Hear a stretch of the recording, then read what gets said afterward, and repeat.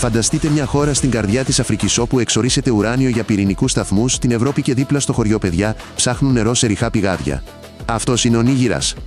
Στην καυτή άμμο κινείται ένα τρένο με μετάλλευμα, αλλά τα έσοδα από τις εξαγωγές σπάνια φτάνουν στους απλούς ανθρώπους. Μια οικογένεια ζει με ένα σακί σιτηρά τον μήνα. Οι δρόμοι είναι κατεστραμμένοι και τα φάρμακα ακριβά. Τα χρήματα από την πώληση των πρώτων υλών μένουν στην πρωτεύουσα. Ενώ στα χωριά ακόμα λείπουν εργαλειαγίατροι και δάσκαλοι.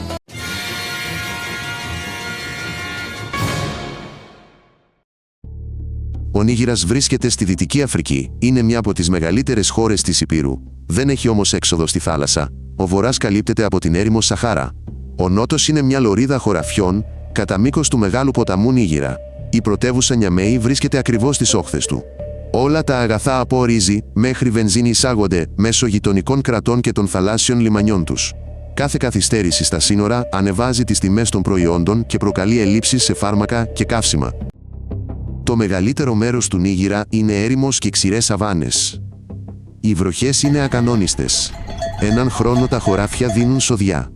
Τον επόμενο μένουν άδεια λόγω σκόνης και ακρίδων. Τα πηγάδια στερεύουν, οι λιμνούλες ρηχαίνουν, οι βοσκοτόποι δεν επαρκούν. Οι άνθρωποι φεύγουν για τις πόλεις αναζητώντας εργασία. Η εύφορη ζώνη δίπλα στο ποτάμι είναι πολύ στενή για τον αυξανόμενο πληθυσμό. Χωρίς πηγάδια άρδευση και προστατευτικές φυτεύσεις ακόμη, και οι εργατικοί αγρότες δεν μπορούν να διατηρήσουν τη σοδιά. Στον Νίγηρα ζουν περίπου 30 εκατομμύρια άνθρωποι. Οι οικογένειες είναι πολύ μεγάλες και τα παιδιά πολλά. Όμως σχολεία και νοσοκομεία λείπουν. Οι τάξεις είναι γεμάτες. Οι γιατροί βλέπουν δεκάδες ασθενείς χωρίς φάρμακα. Υπάρχουν πάρα πολλοί νέοι για τις θέσεις εργασίας. Πολλοί φεύγουν για την πρωτεύουσα ή γειτονικές χώρες. Ένα σημαντικό εισόδημα για τα χωριά είναι η πώληση ζώων στις αγορές. Καραβάνια οδηγούν βόδια και κατσίκες. Τα χρήματα τα ξοδεύουν σε φαγητό και ρούχα. Για όλους οι κύριες ανησυχίες είναι οι ίδιες νερό, ασφάλεια και ένας προσιτός γιατρός. Ο Νίγηρας ήταν γαλλική αποικία. Μετά την ανεξαρτησία η οικονομία έμεινε αδύναμη. Οι φόροι δεν επαρκούσαν. Ο στρατός παρενέβη πολλές φορές στην πολιτική.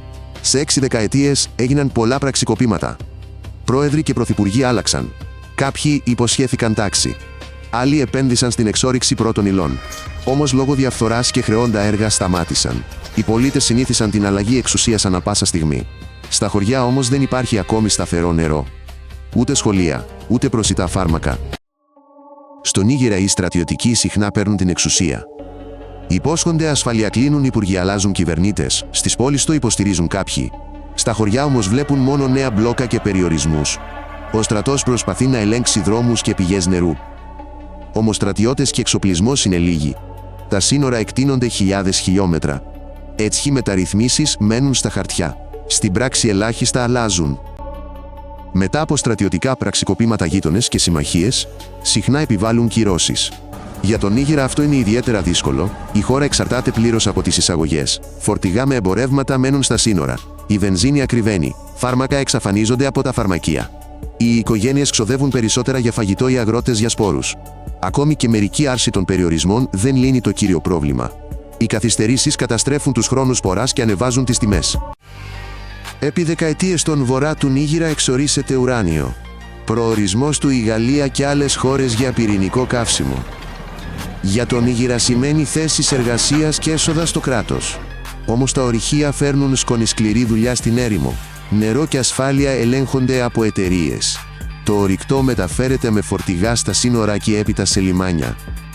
Κάθε καθυστέρηση μπλοκάρει τις εξαγωγές. Τα χωριά μένουν χωρίς δρόμους, σχολεία, νοσοκομεία. Εκτός Γαλλίας, κινεζικές εταιρείες δρούν στον Νίγηρα. Υπάρχουν έργα από ΗΠΑ και άλλες χώρες. Κάποιοι χτίζουν δρόμους προς ορυχεία, άλλοι εκπαιδεύουν στρατιωτικούς. Τρίτοι υπόσχονται βοήθεια σε αγρότες. Όλοι όμως επιδιώκουν τους στόχους τους. Αυτή είναι πρώτες ύλες, επιρροή και έλεγχος διαδρομών. Για τον Νίγηρα το αποτέλεσμα μετράται σε ό,τι μένει. Όχι σε έγγραφα αλλά στην πραγματικότητα. Νέα σχολεία, κλινικές, καθαρό νερό και θέσεις εργασίας. Μόνο έτσι οι συμφωνίες ωφελούν τους ανθρώπους, όχι απλά τις εκθέσεις. Στον Νίγηρα εξορίσουν όχι μόνο ουράνιο αλλά και χρυσό. Στον βορρά και στη δύση λειτουργούν εκατοντάδες παράνομα ορυχεία. Εκεί χρησιμοποιούν επικίνδυνα χημικά ενώ έφηβοι εργάζονται δίπλα στους ενήλικες.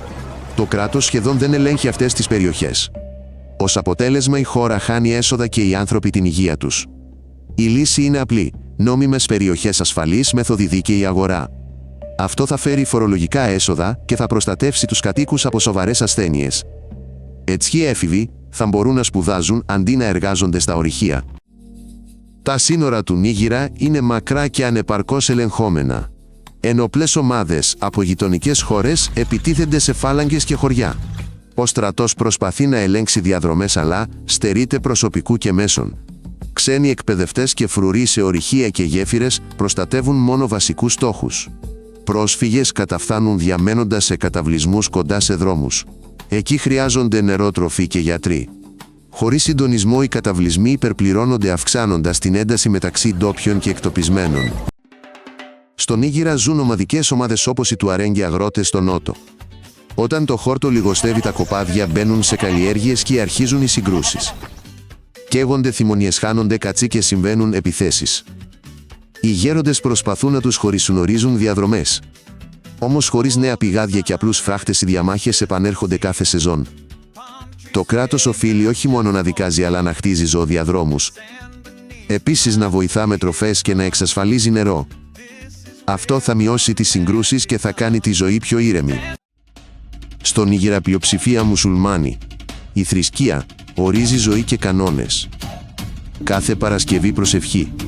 Οι ημάμιδες συζητούν για φτωχούς και παιδεία. Σχολεία προσφέρουν θρησκευτικά μαθήματα. Τζαμιά με φιλανθρωπικά μοιράζουν τροφιφάρμακα. Αλλαγές στα δικαιώματα των κοριτσιών και των γάμων συζητούνται με θρησκευτικούς ηγέτες. Η στήριξή τους είναι κρίσιμη για να κατανοήσουν οι οικογένειες τις μεταρρυθμίσεις. Χωρίς βροχές οι οικογένειες τρώνε ένα μπολ χυλό την ημέρα. Τα παιδιά αδυνατίζουν και συνηθισμένες ασθένειες γίνονται θανατηφόρες. Οι γυναίκες πουλούν μια κατσίκα για να αγοράσουν σιτηρά. Οι έφηβοι φεύγουν να βρουν δουλειά. Ανθρωπιστικές αποθήκες δίνουν παιδικές τροφές, αλλά δεν αρκούν. Η πείνα φέρνει ασθένειες και εγκατάλειψη του σχολείου. Ένα παιδί δεν μπορεί να διανύσει δεκάδες χιλιόμετρα για το μάθημα. Χωρίς αποθέματα, σιτηρονάρδευση και ιατρικά κέντρα, η κατάσταση επαναλαμβάνεται κάθε σεζόν. Αγροτικά ιατρεία στον Νίγηρα είναι λίγα κρεβάτια και ένας νοσηλευτής χωρίς φάρμακα. Μέχρι το μεγάλο νοσοκομείο η πρόσβαση είναι ακριβή και χρονοβόρα. Τα σχολεία είναι υπερπλήρη, δεν υπάρχουν βιβλία. Κορίτσια παντρεύονται συχνά στην εφηβεία και εγκαταλείπουν τις σπουδές. Οι πρώτες εγκυμοσύνες είναι επικίνδυνες για την υγεία και στερούν από την οικογένεια τη στήριξη μιας μορφωμένης μητέρας. Γνωστές είναι απλές λύσεις: σύντηση στα σχολεία, εμβολιασμοί, στήριξη δασκάλων, προστασία των δικαιωμάτων των κοριτσιών. Όπου εφαρμόζονται αυτά, η θνησιμότητα μειώνεται και οι απόφοιτοι αυξάνονται. Το μέλλον του Νίγηρα βασίζεται σε νερό και δέντρα. Ο ποταμός επιτρέπει επέκταση άρδευσης και αλίειας. Στο νότο οι αγρότες διατηρούν δέντρα στα χωράφια, βελτιώνοντας το έδαφος χωρίς ακριβά έργα. Μεγάλες κατασκευές όπως φράγματα και αναχώματα συζητούνται, όμως χωρίς έλεγχο μένουν στα χαρτιά. Για τους απλούς το μέλλον είναι αγορά, σχολείο, κλινική με φάρμακα και δίκαιες συμφωνίες για πρώτες ύλες. Αν σας ενδιαφέρει, εγγραφείτε. Τα λέμε σύντομα και ουσιαστικά.